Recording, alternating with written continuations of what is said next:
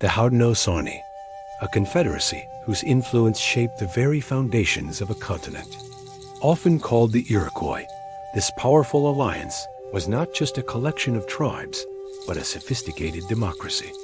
They were a force of unity and diplomacy, whose ideas would echo through the halls of power for centuries to come.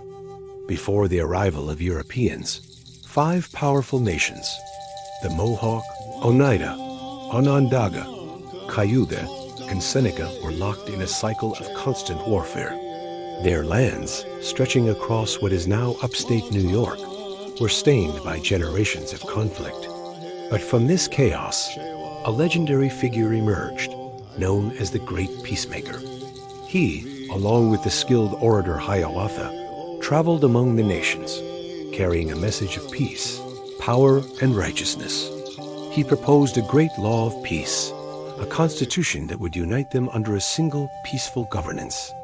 After years of negotiation, the 5 nations accepted the great law, forming the Haudenosaunee Confederacy, which translates to the people of the Longhouse. The Tuscarora Nation would later join in the 18th century, making them the 6 nations. The Haudenosaunee's system of government was a marvel of political innovation. It was a representative democracy where leaders or sachems were chosen by clan mothers, not hereditary right or conquest. This matrilineal structure gave women immense political power, a concept far ahead of its time. The clan mothers held the authority to both appoint and depose leaders, ensuring that they served the people's best interests. This intricate system of checks and balances, with its focus on consensus and individual liberty, deeply impressed European observers, including American founding fathers like Benjamin Franklin.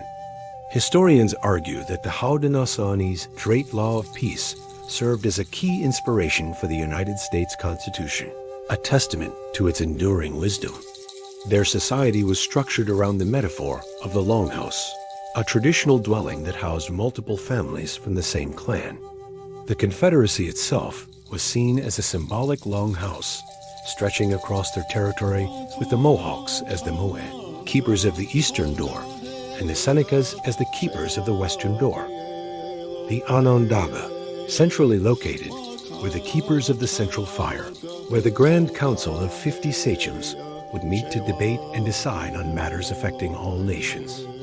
This structure fostered a deep sense of unity and collective identity, allowing them to stand strong against both internal disputes and external threats for hundreds of years.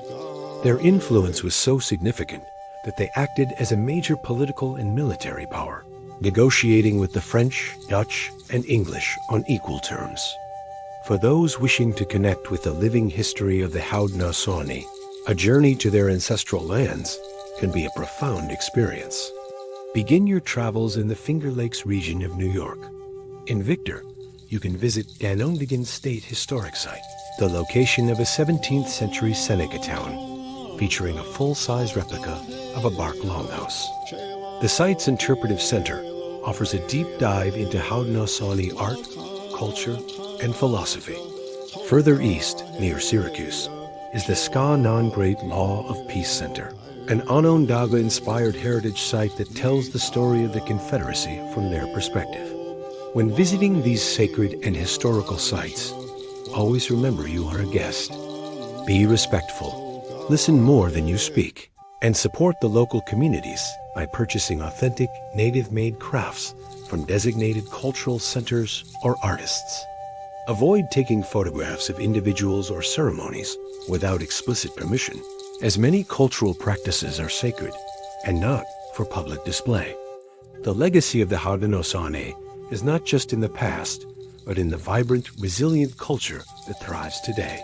From the ancient principles of the Great Law of Peace to their deep respect for the natural world, their story is a powerful reminder of a different way of living, one built on peace, unity, and balance. What culture or people would you like me to talk about next? Thanks for watching. Like, subscribe, and share.